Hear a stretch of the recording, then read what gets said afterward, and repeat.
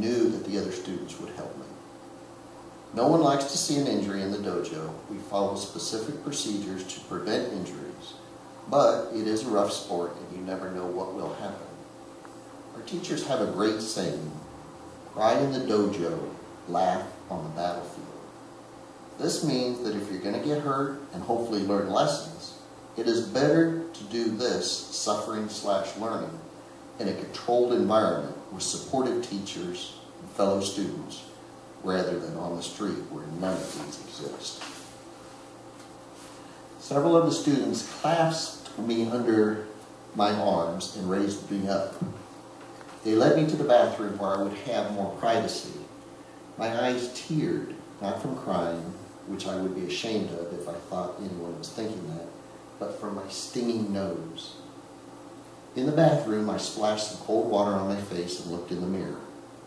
My nose had been shifted to the right, or was it really the left, having been reversed by the mirror? Regardless, it was not in the center where it should be.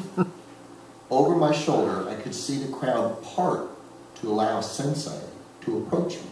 I turned. Does it hurt? Sensei asked. Not bad, I lied. Would you like me to fix that for you? I imagined shaking my head like a cartoon character, unable to believe what I just heard. My eyes opened wide. I could tell that he saw the fear. I don't want you to touch my nose. I screamed in my head. I have to go to the emergency room and have it set at least, and probably operated on like when I was younger at the most. One of the senior students said, it's okay. He's fixed a lot of noses at different practices and tournaments. I am unconvinced. I look at my sensei right in the eye and say, yes, sensei, I would like you to fix it, please. Saying those like they were the last words I would say, which I assumed them to be. The scene also reminded me of Kevin Bacon in Animal House's fraternity pledge scene, where he is paddled and exclaims, thank you, sir. May I have another? I was too afraid to say anything else. If I had said what I really thought, that I didn't want him to touch me in a million years, I would have been perceived a wimp. But I did not say that. I said what I said, and I had sealed my fate.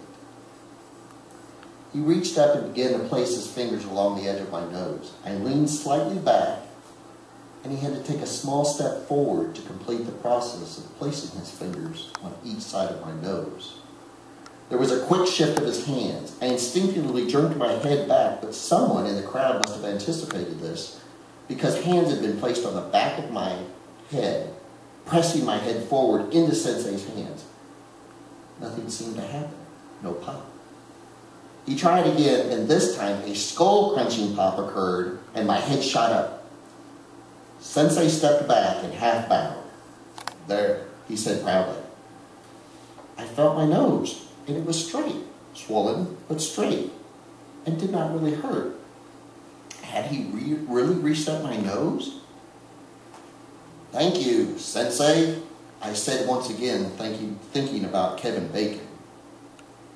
The other students slapped me on the back, acting like I had been initiated into some type of club. I felt proud of myself for not immediately running out of the dojo to the hospital. I rejoined the rest of the students. They quizzed me about what happened.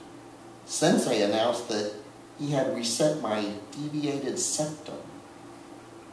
Deviate? That explains it. My nose was not broke, but the cartilage had been knocked out of place. It made sense now. I, of all people, should have realized that my nose was not broken, mainly because all the blood did not drain out of my head. I had only dislocated it. On my drive to Columbia, after passing my belt test, I kept feeling my nose and testing it. I rolled down the window and let the early spring air rush over me. I glowed with pride. What a good story this would make. I had my nose dislocated at the toughest dojo in Kansas City, let my teacher reset it, and lived to tell it.